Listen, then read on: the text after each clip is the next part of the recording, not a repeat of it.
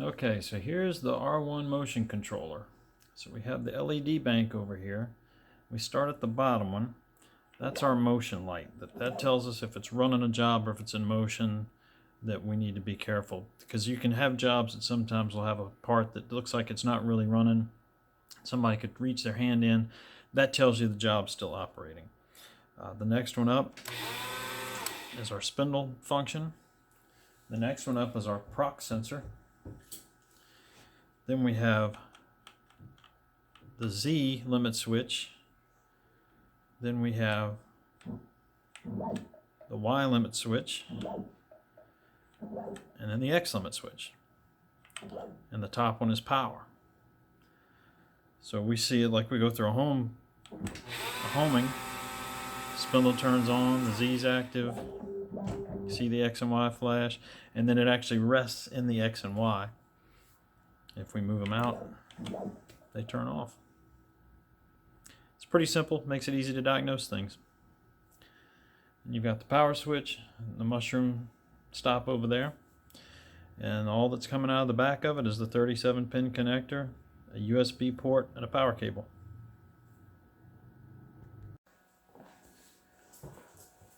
Alright, we've got a cordless pendant. Here we have jogging keys, four different directions. We can come out here. We can set a temporary home by double tapping the center button here.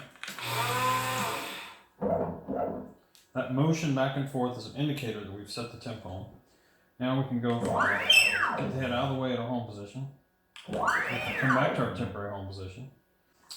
So as we jog, we also have a slow mode. So we can go slow with that. Z up and down.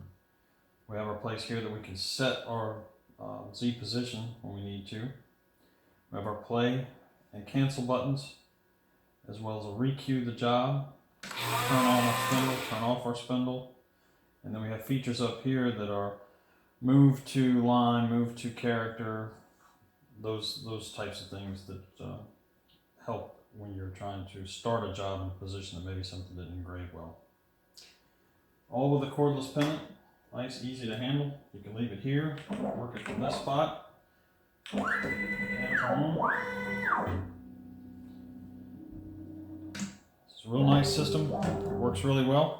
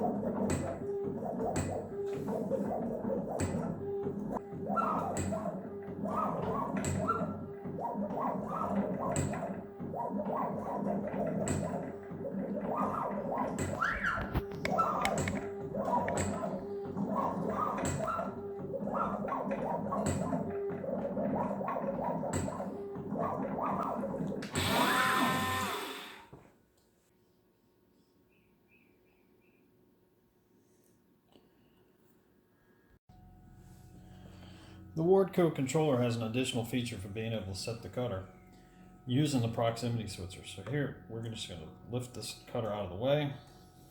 In our software, we've programmed that we want an 1/8 of an inch cutter depth. So we select that. Now we can just drop our cutter down, let it touch, and then it's set.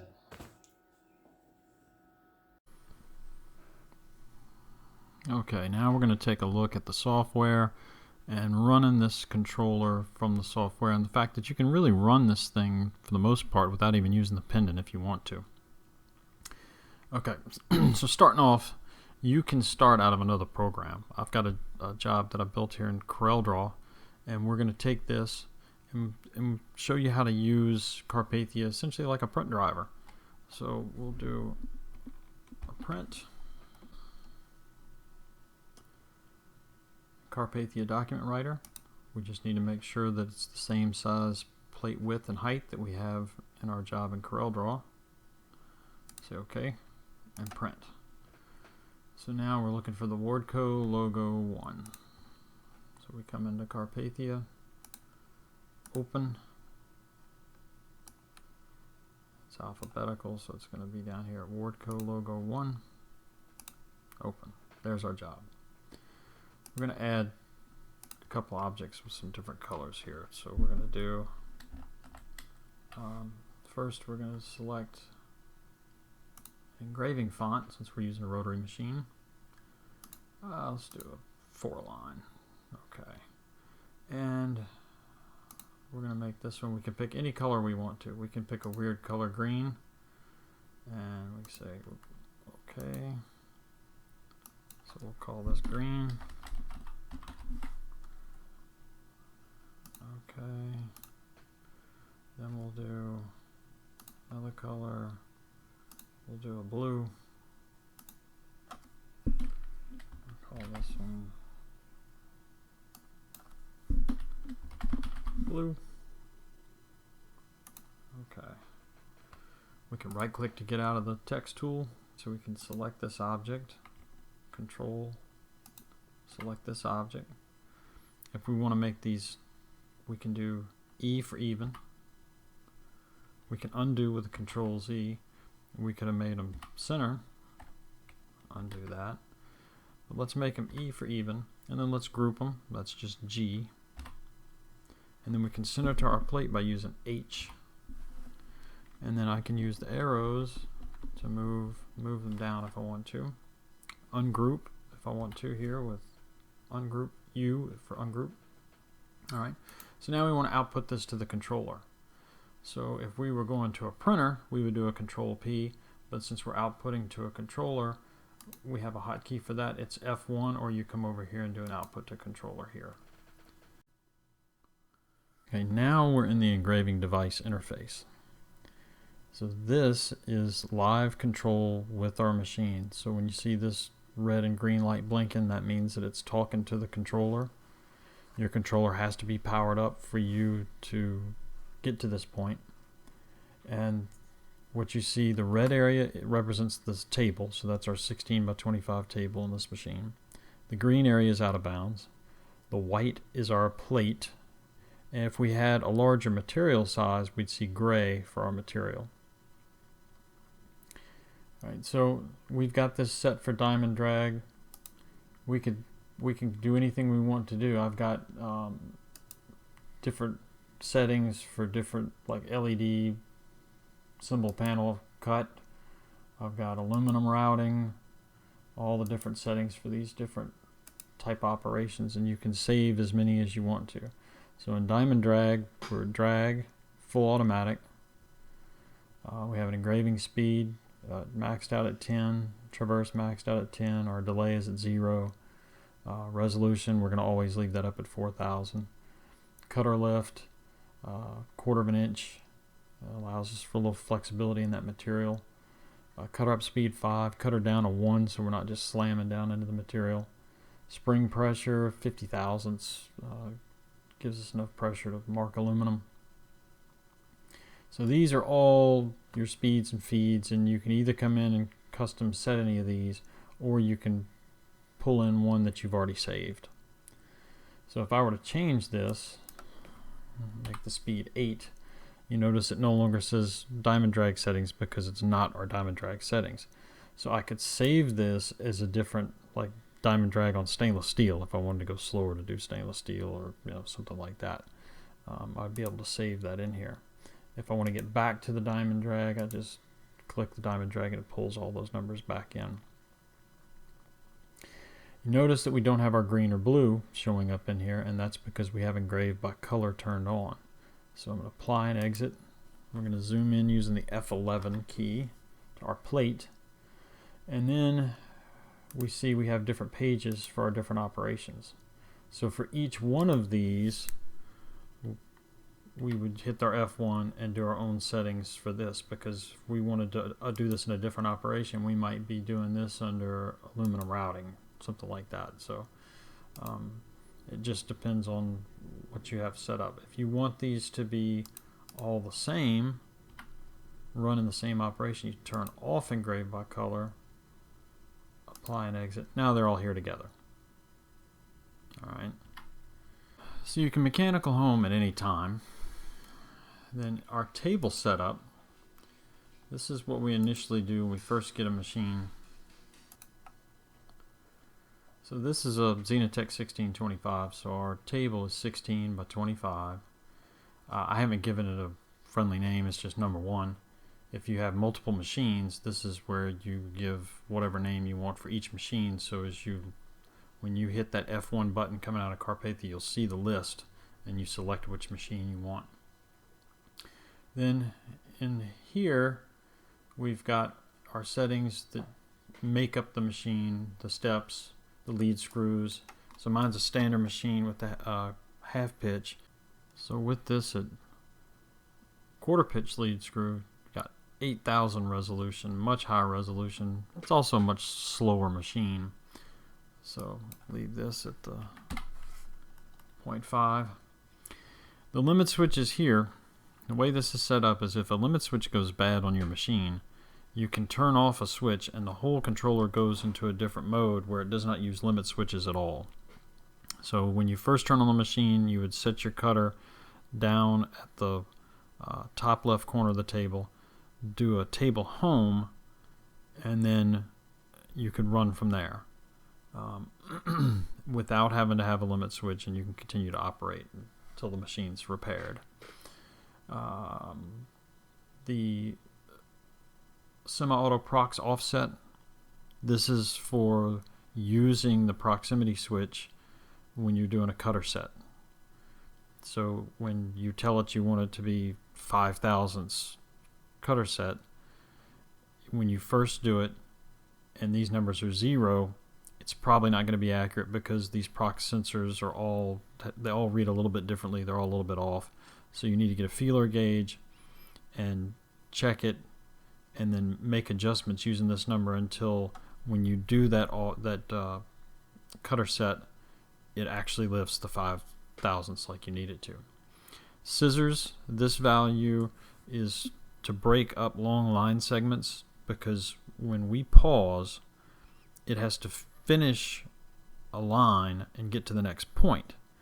During text, especially small text, there's so many points close together that it's almost seamless. When you hit pause, it stops. But as you get into larger objects, like a big square, you've got a long straight run, and it could take a while before you get to that next spot to pause. If it's an emergency, you just hit the emergency stop mushroom button and it'll quit. But for being able to pause, this adds more. So every half an inch now, there's going to be a point that it can stop and pause. As you go smaller and smaller with this value and add more points, it can slow the system down. A half an inch seems to be a pretty good place to have it.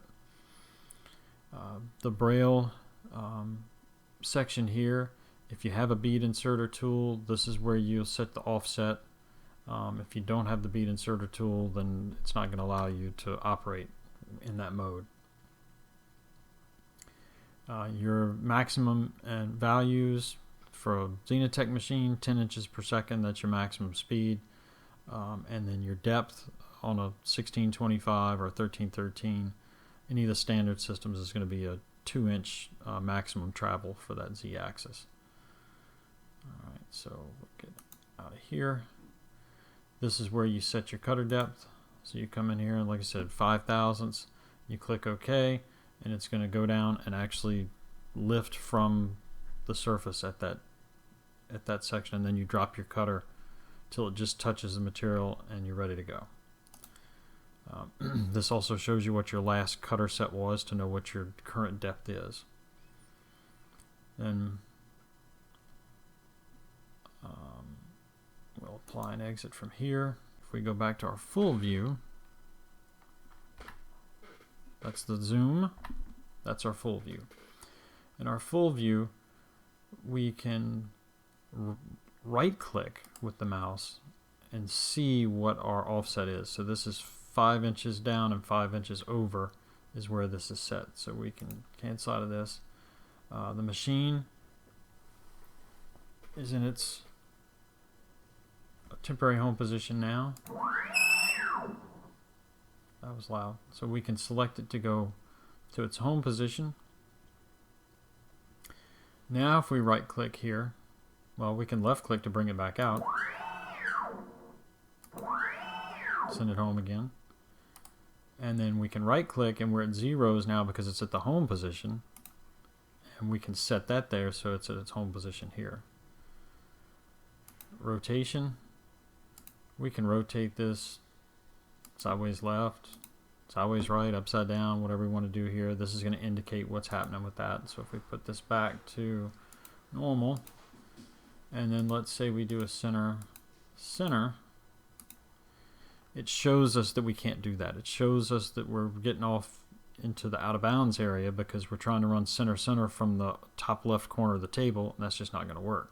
So we can come in here. We can either go to the machine and move the head out and select using the pendant a home position, or we can manually plug in a home position here. Like we can do something like 4, 6. Okay. And that's our new home position.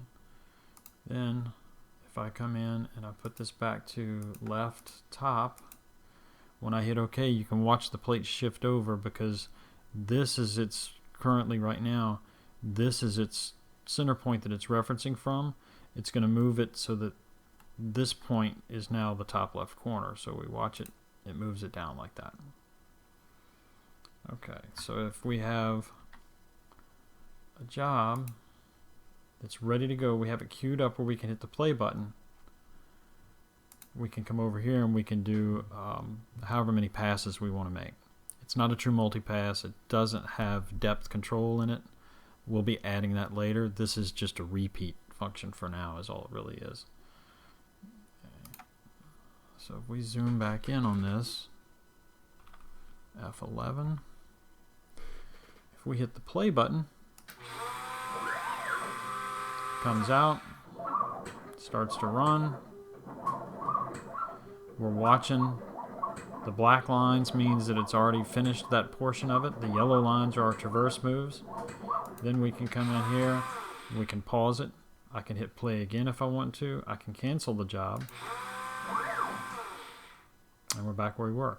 While it's running, we still have the ability to come back into Carpathia, change this job, do whatever we want to do. We can open another job. So we can have multiple jobs open.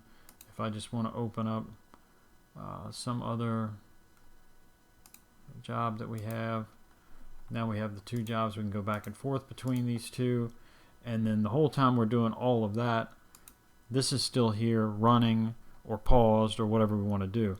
When we're finished with this job and we're ready to send another job, we close this. That puts us back in the software. Then we can take a new job and we're going to do our F1 to send the new job over. And we start the whole process over again. It's pretty simple, pretty easy, cut and dried.